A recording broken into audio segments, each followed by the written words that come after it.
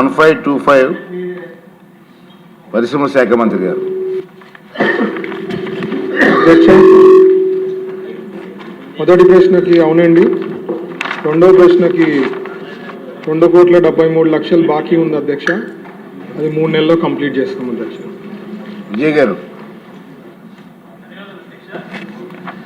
అధ్యక్ష, మాకు SEZ అచ్యుతాపురం, రాంబిల్లి మండలాల్లో నోటిఫికేషన్ ఇచ్చి కనీసం 15 సంవత్సరాలు అయింది అధ్యక్ష.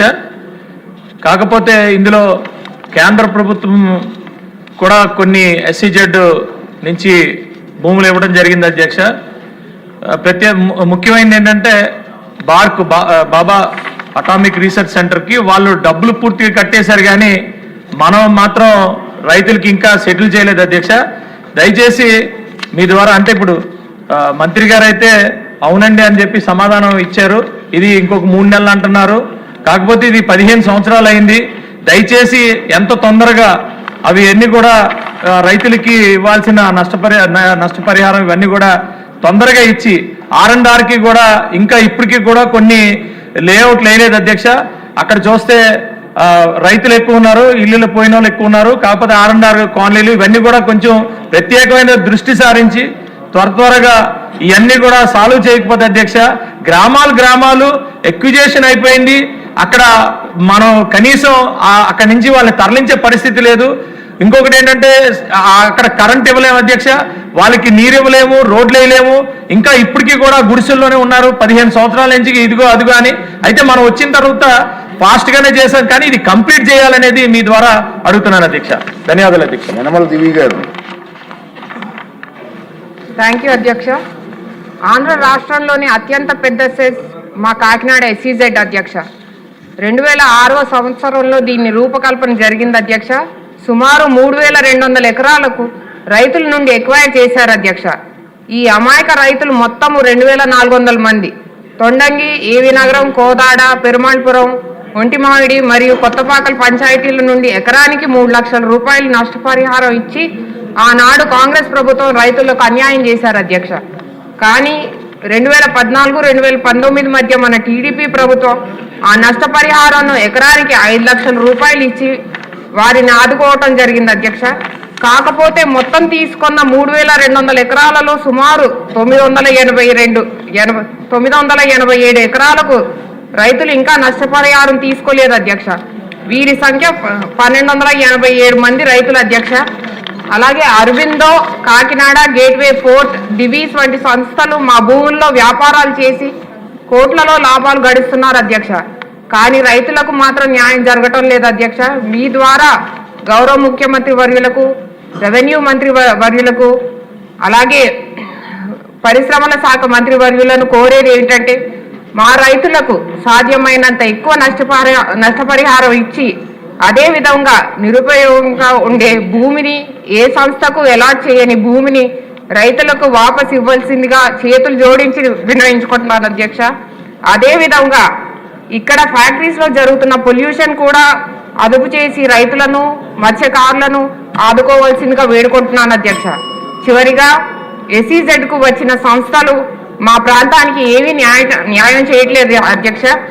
ఉద్యోగాలు మరియు కాంట్రాక్ట్ వర్కులు కూడా బయట వారికే ఇచ్చి ఈ ప్రాంతం వారికి అన్యాయం చేస్తున్నారు అధ్యక్ష. ఇది చాలా సీరియస్ ఇష్యూగా పరిగణించి ఒక శాసన సభ కమిటీ వేసి ఈ ప్రాంతం వారికి న్యాయం చేయవలసిందిగా అభ్యర్థిస్తున్నాను అధ్యక్ష. అలాగే అధ్యక్ష, డెవలప్మెంట్కి మేము ఎప్పుడూ వ్యతిరేకం కాదు అధ్యక్ష. ఈ డెవలప్మెంట్ అనేది ఇంక్లూజివ్గా జరగాలి. ఆ ప్రాంతం వాళ్ళను కూడా ఇంక్లూడ్ చేసి ఈ డెవలప్మెంట్లో భాగం చేయాలనే ఉద్దేశం అధ్యక్ష మాది. థ్యాంక్ యూ అధ్యక్ష.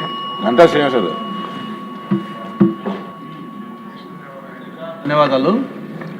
ఇది భూసేకరణకు సంబంధించి అధ్యక్ష, మీకు కూడా అనుభవం ఉంది బాగానే. మన విశాఖపట్నంలో సంబంధించి ఇప్పుడు ఇండస్ట్రీస్ భూసేకరణ చేస్తే ఒకలాగా చేస్తున్నారు, ఐటీకి సంబంధించి ఒకలాగా చేస్తూ ఉన్నారు. ఒకే మండలంలో ఒక ఊర్లో ఒక రేటు పెడితే ఇంకొక ఊర్లో ఇంకో రేటు పెడతా ఉన్నారు.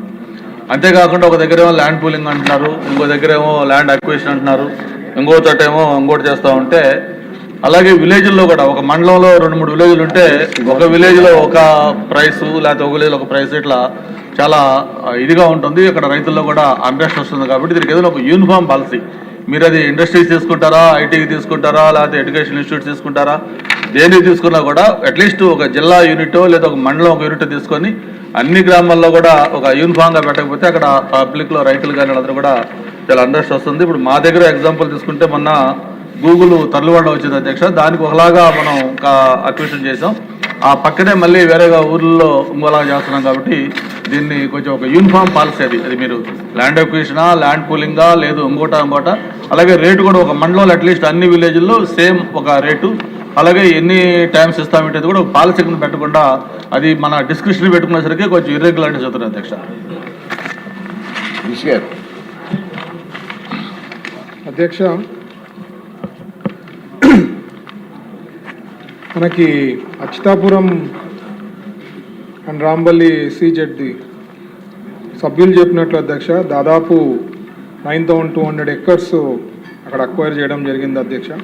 దీంట్లో ఓన్లీ 195 ప్రాజెక్ట్ డిస్ప్లేస్డ్ ఫ్యామిలీస్కి ఒకటే ఇంకా పెండింగ్ ఉంది అధ్యక్ష. వాళ్ళు ఏమంటే అప్పుడు రేట్ ఫిక్స్ చేసిండే రేట్ కాకుండా ఇప్పుడు అంటే జరిగినదేమో అక్విజిషన్ 2005, ఆ రేట్స్ కాదు ఇప్పుడు రేట్స్ కావాలని చెప్పే దాంట్లో కొద్దిగా డిస్ప్యూట్ నడుస్తూ ఉంది అధ్యక్ష.